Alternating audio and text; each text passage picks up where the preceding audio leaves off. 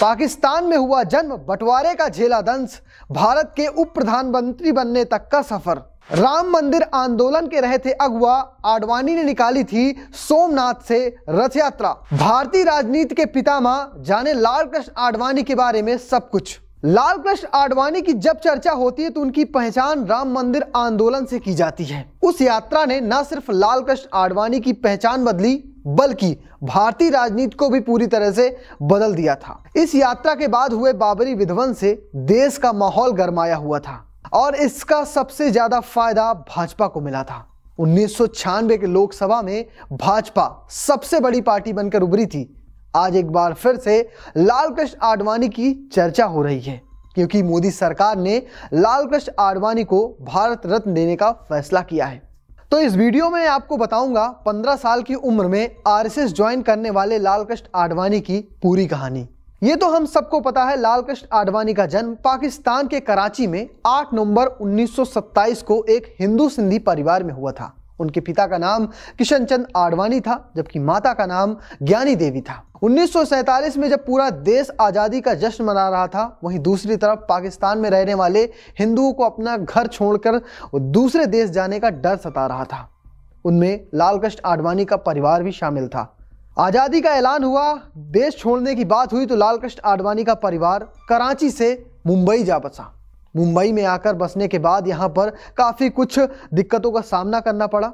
भारत आने के बाद उनकी शादी कमला आडवाणी से होती है और आपको बता दें लाल कृष्ण आडवाणी के 2 बच्चे हैं। पहले का नाम जयंत आडवाणी है जबकि बेटी का नाम प्रतिभा आडवाणी है। तो चलिए जानते हैं क्या था राजनीतिक सफर, कैसे शुरू हुई कहानी। जब लाल कृष्ण आडवाणी मुंबई पहुंचे तो उसके बाद उन्होंने भारत में रहते हुए आरएसएस को मजबूत करने का काम शुरू कर दिया। 1947 से 1951 तक वो राजस्थान के अलवर, भरतपुर, कोटा, बूंदी, झालावाड़ में आरएसएस को संगठित करने के लिए काफ़ी सारे काम किए। 1957 में अटल बिहारी वाजपेयी की सहायता के लिए उन्हें दिल्ली शिफ्ट कर दिया गया। ये आदेश, ये सजा उन्हें दीनदयाल उपाध्याय ने दी थी कि आप अटल बिहारी वाजपेयी के साथ अब काम करिए। आडवाणी ने 1958 से लेकर 1963 तक दिल्ली प्रदेश जनसंघ के सचिव रहे और यहाँ पर उन्होंने दिल्ली में प्रदेश जनसंघ को मजबूत किया। आडवाणी अप्रैल 1970 में पहली बार राज्यसभा पहुंचे थे। यहीं से उनकी राजनीतिक करियर की शुरुआत हुई थी। दिसंबर 1972 में भारतीय जनसंघ के अध्यक्ष नियुक्त किए गए थे। ये एक आडवाणी के जीवन में बड़ा उलटफेर था। बेंगलोर में उन्हें आपातकाल के दौरान गिरफ्तार कर लिया गया था। इस दौरान आडवाणी जनसंघ के अन्य सदस्यों के साथ जेल में काफी वक्त तक कैद रहे। 1977 से 1979 तक वो देश में सूचना प्रसारण मंत्री रहे जब मोरारजी देसाई की सरकार रही थी। लाल कृष्ण आडवाणी उन लोगों में शामिल है जिन्होंने भारतीय जनता पार्टी की नींव रखी थी। अहम सदस्य थे लाल कृष्ण आडवाणी और 1980 से लेकर 1990 के बीच लाल कृष्ण आडवाणी ने भाजपा को एक राष्ट्रीय पार्टी बनाने का काम किया। इस दौरान वो कई बार अध्यक्ष रहे। अगर अध्यक्ष पद की बात करें तो 1986 से लेकर 1990, फिर 1993 से लेकर 1998 और साथ साथ 2004 से लेकर 2005 तक वो भाजपा के राष्ट्रीय अध्यक्ष रहे। 1984 में महज 2 सीट हासिल करने वाली पार्टी अगले लोकसभा चुनाव में 86 सीट जीत लेती है। पार्टी की स्थिति 1992 में 121 सीटों की हो जाती है और 1996 में 161 सीट जीतकर लोकसभा पहुंचती है।